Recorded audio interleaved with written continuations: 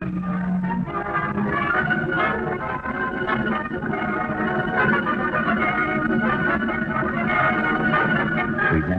Clive Brooke in The Secrets of Scotland Yard.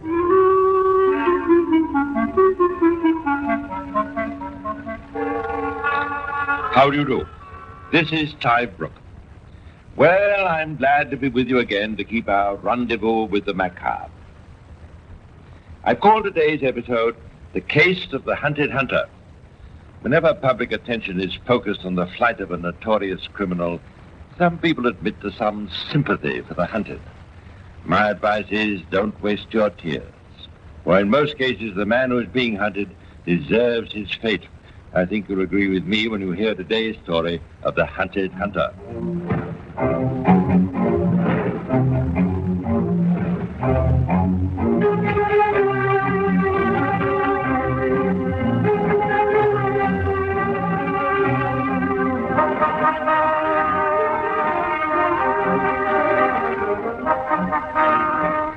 It is the afternoon of October the 7th, 1942. The fair country of England is overrun with khaki-colored figures and crisscrossed with the track of 1,000 tanks and lorries. The armies not only of Britain, but of her allies are engaged in the endless rehearsals which form so large a part of modern warfare. Even the loveliest parts of our beautiful countryside clattered to the rattle of Bren gun carriers and machine gun fire. Places that had not heard or seen man or his mischief for many a long month. Hankley Common, a beauty spot in the heart of Surrey.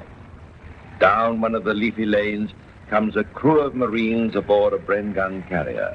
Their map reading is not perhaps their strongest point, for they've swerved well off the beaten track and are coming to a cul-de-sac in a little remote dell. I tell you, Ginger, we're lost. Don't be blinking silly. You trust old Hawkeye. I reckon old Hawkeye needs a new pair of spectacles. I'll tell you, just got to keep this track up right out in the main road. Is that so, Mr. Blinking Hawkeye? Well, what do you make of this? I pull her up.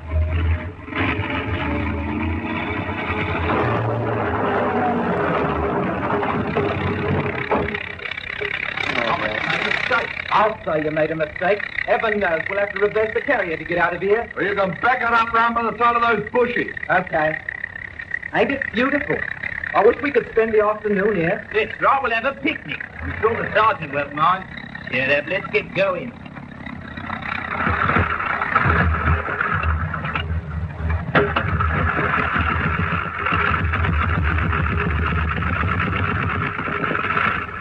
Mind how you go. You're pretty soft by those bushes. You don't want to get bogged down. I'll get out and give you the word.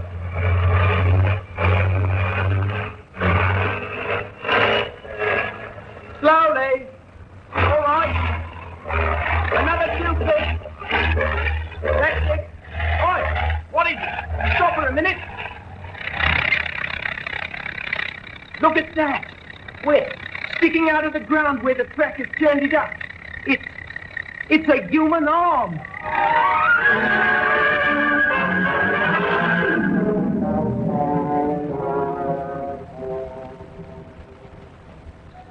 But for that chance, the remains of the body might have lain there for years until time finally removed all trace. Even when the discovery took place, there was little on which to work. One of Scotland Yard's famous murder squad teams, Chief Inspector Green and Detective Sergeant Hodge, were sent down to Hankley Common to tackle the investigation. They haven't left us much to go on. No, sir. What do you think the chances are for identification? Well, it's difficult to tell. The man who did his job was no fool. He dissected the body in such a way that we'll have the devil's own job to work anything out. Yeah, I think we'll take some samples of the soil to see if we can trace any sign of poison. In the meantime, I want this wood sealed off and then searched section by section. Yeah, we'd better have mine detectors to help us. There might be a knife or something of that kind. Very good. I want to go back to town to have a word with Fred Chettle. Fingerprints, eh, sir? Well, if there's anybody who can help us, it's the fingerprint department at the yard.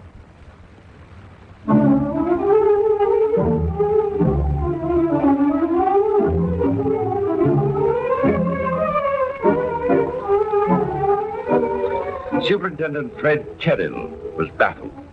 Nowhere was there a patch of skin which still held those telltale ridges which might have helped in the identification of the victim. Then into the picture came Dr. Keith Simpson, Home Office pathologist.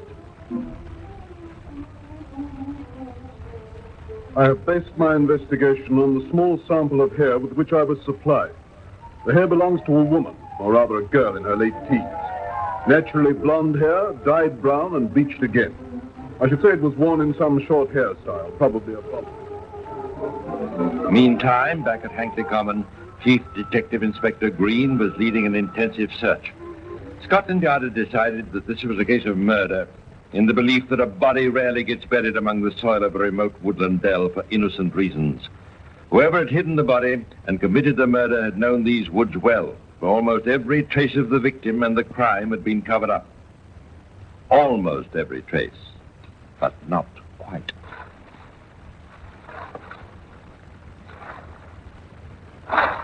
Get this shrubbery cleared away. Yes, sir. I've got 4 men working to the back with knives. Yes, but for heaven's sake, try and avoid disturbing the soil too much, particularly that pathway. We went over that this morning, sir.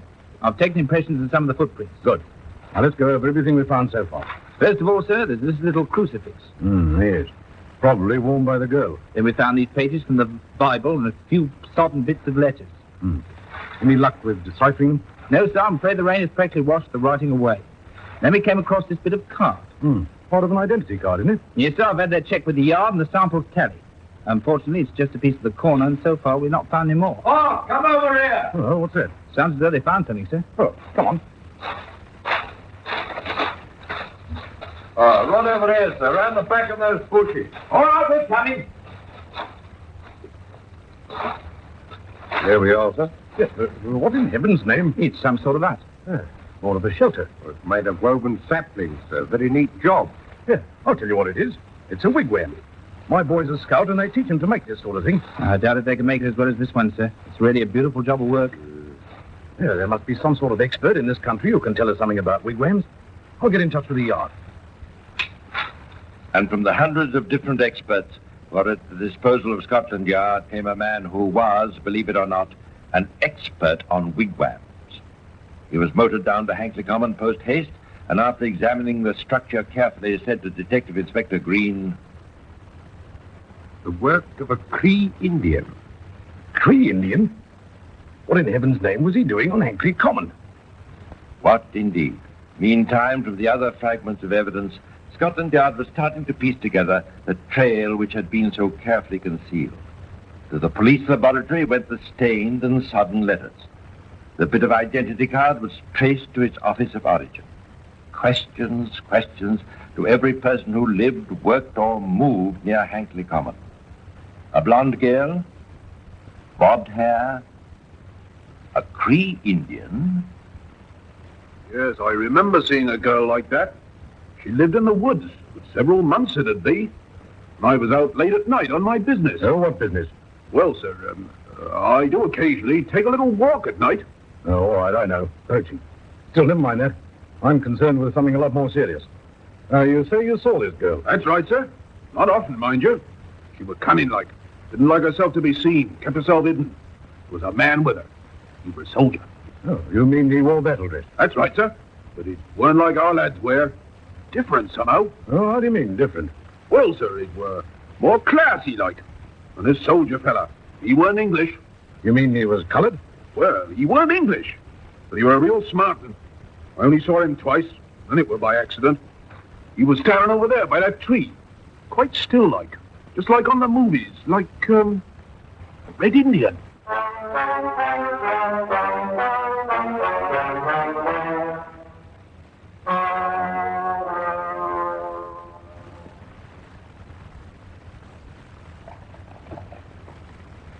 Hello?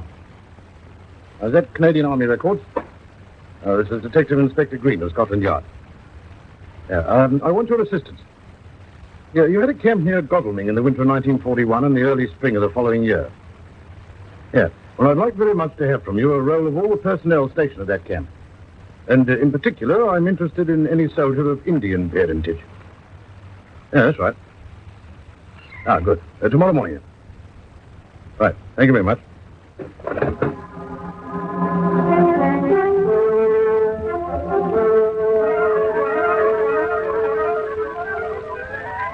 The But remember, all that Scotland Yard had at this time was the knowledge that a girl, as yet unidentified, and a man who looked like an Indian had been seen together in the woods.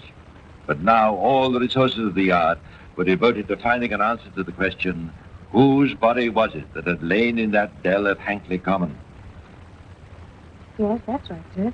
The identity card did come from his office. You can tell that from the fragment of the upper part of the card. Yes, sir. There's just enough to give us the district for certain. Still, it could be one of 10,000 different numbers, so I can't help you much more than that. Wait a minute. You say there are 10,000 possible numbers. Yes, sir. Well, if I told you to belong to a girl of 18 or 19 years, how long would it take you to sort out the cards into that category? Oh, in that case, only a few hours, sir. Right. I'll wait.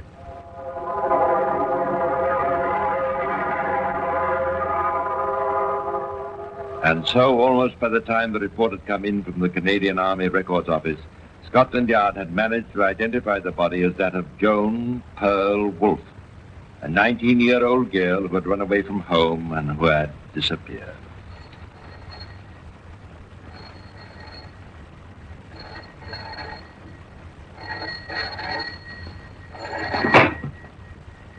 Green here. Oh, good. And were there any Indians on the strength of that unit? Ah, I see. Well, would you mind spelling that name? Augustsangrete.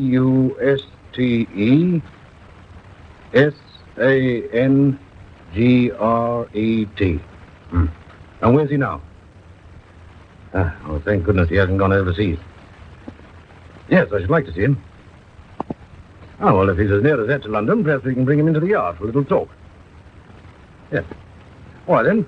We'll make it 12 o'clock tomorrow morning.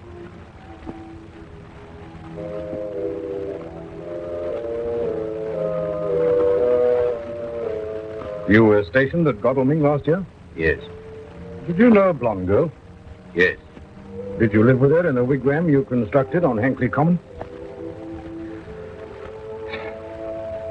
Was her name Joan? Yes. What else? Was it Joan Pearl Wolfe? Yes. Then why not say so? And so it went on. Cautious and non-committal, Sandwich seemed completely unperturbed by the investigation. He was asked to give his fingerprints, but told he need not do so.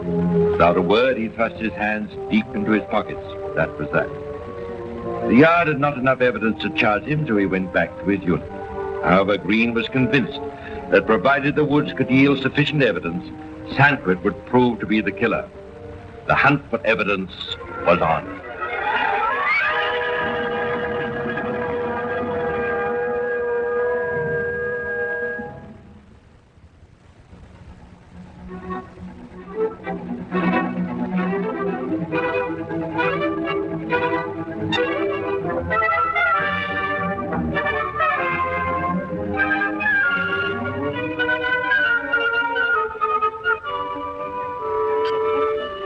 One of the first discoveries in a renewed search of the wood in Hankley Common was the marks of a knife.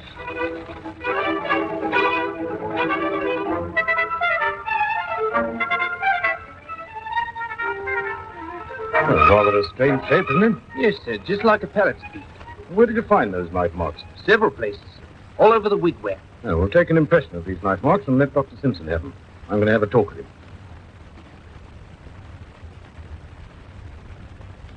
And so, you see, any evidence you can give us as to how the murder was committed would be of enormous value. Her skull was shattered with some kind of club, but she was also stabbed. Take a look at this cast. The blade is shaped like a parrot's beak. Could this have been the weapon? Oh, can you leave this cast with me? Yes. I'd like to have go over with me. Dr. Keith Simpson reported back that a knife of this description had been used for the murder. That knife must be found. We've been over the ground very carefully, sir. We'll go over it again and again. Whatever happens, we must find that knife.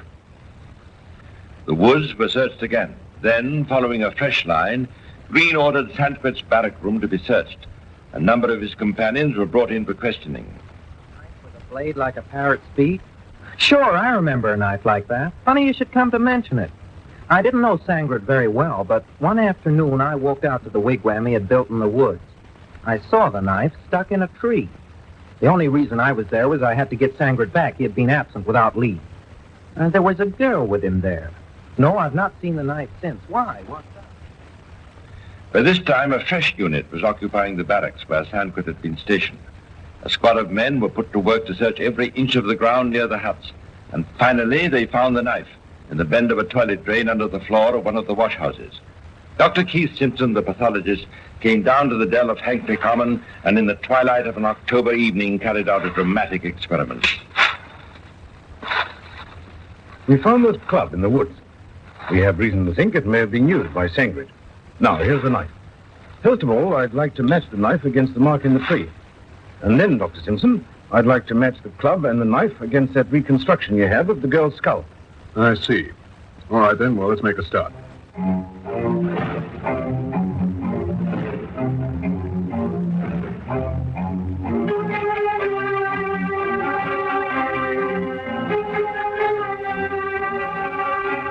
Painstakingly, the measurements were compared. The chain of evidence was almost complete. Sandquist was brought under escort to Scotland Yard for another interview.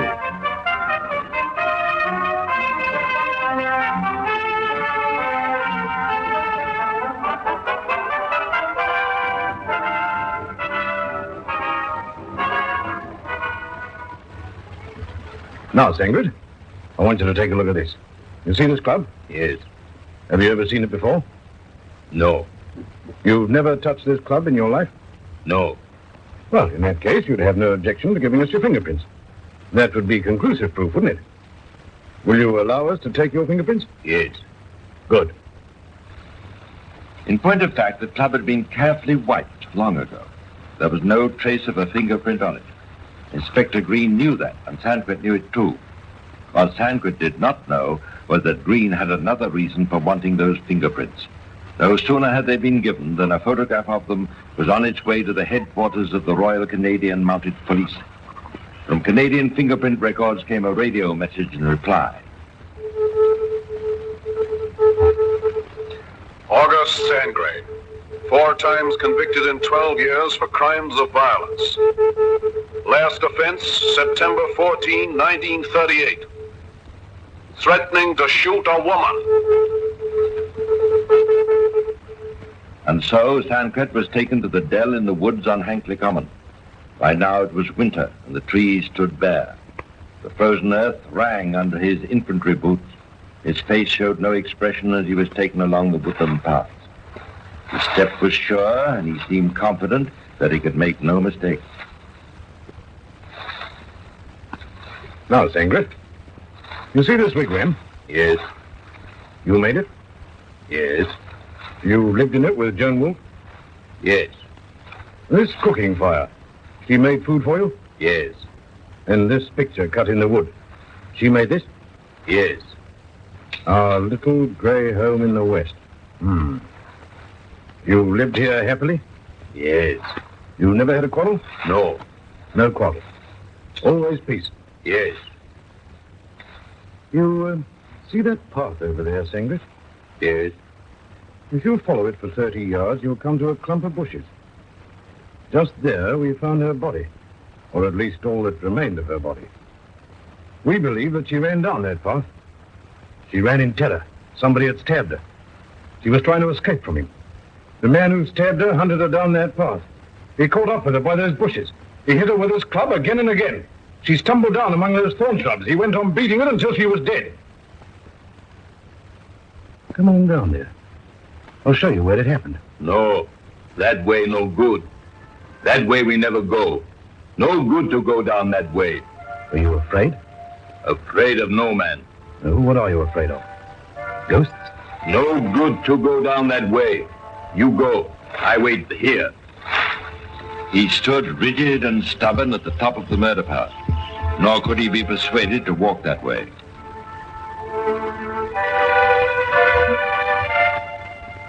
All right, Hodges. I think we've got enough now. I'm going to apply for a warrant.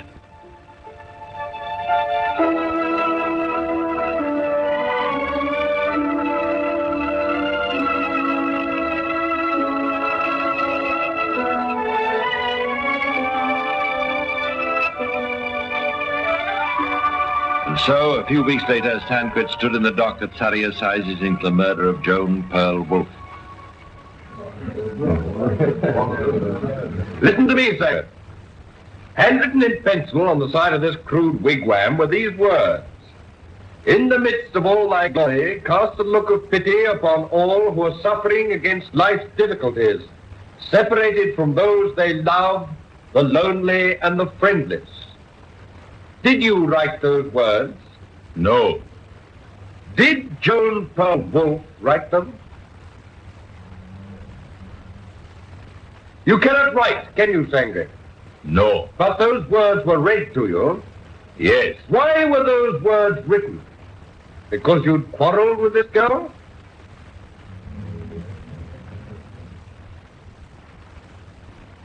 He stood in the dock, still inscrutable, stubborn. He alone knew the secret of what had happened in the woods. That against Scotland Yard, there are no real secrets. One by one, the experts went into the dock.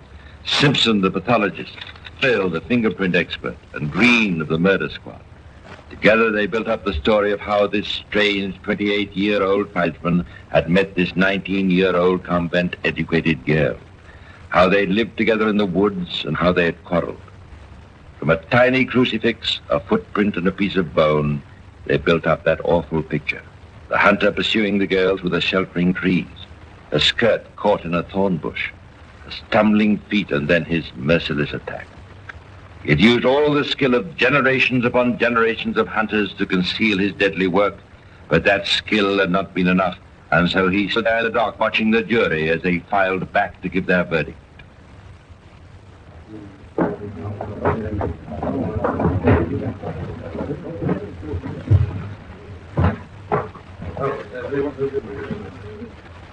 Gentlemen of the jury, have you considered your verdict? We have. And do you find the accused guilty or not guilty? Guilty.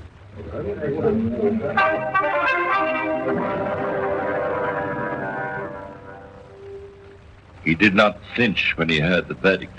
He looked straight ahead. What went on in his mind? Was he thinking of some words the girl had said to him one afternoon 9 long months ago? We learn of these words from the Canadian military policeman who had given evidence. He had come to their wigwam in the woods in order to collect Sandford and bring him back to camp. Firmly but politely, he had ordered the girl to leave. He had then said, Goodbye, August. Remember the burning wood, our fire, and the loveliest smell in the world. I'll never get our little home in the west.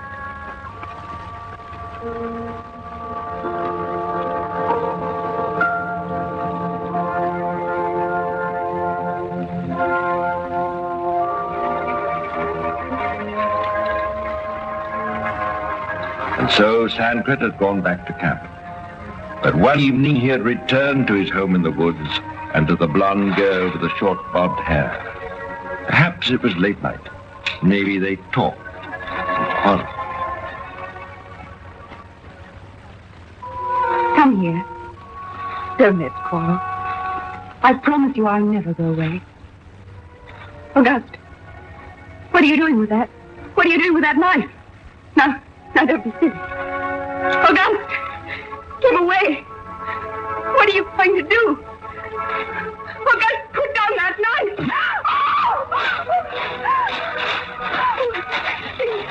Please don't follow me. Leave me. Let me go. I'll go away. No. Oh, God, please. No. Oh, baby.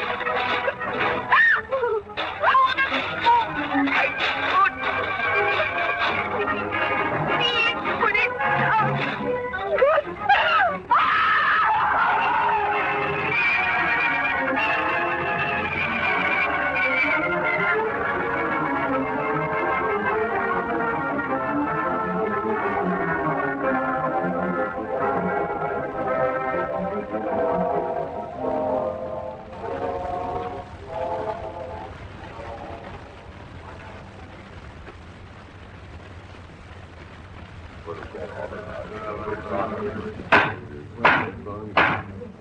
In court.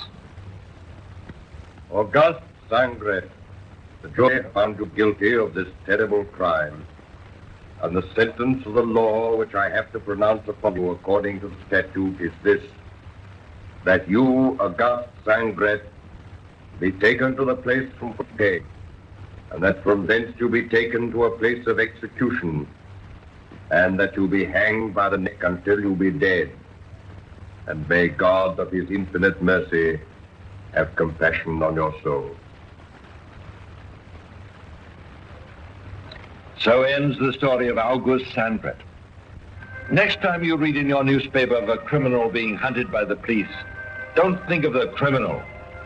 Think of the victim and spare your pity for him.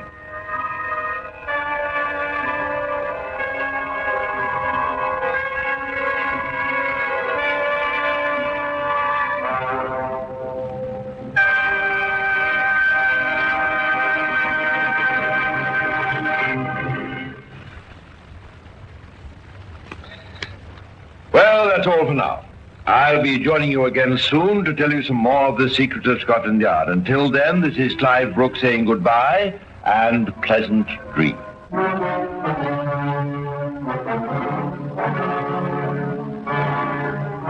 The Secrets of Scotland Yard is distributed by the Center for Telecommunication Services, the University of Texas at Austin, by special arrangement with the Overseas Programming Companies Limited.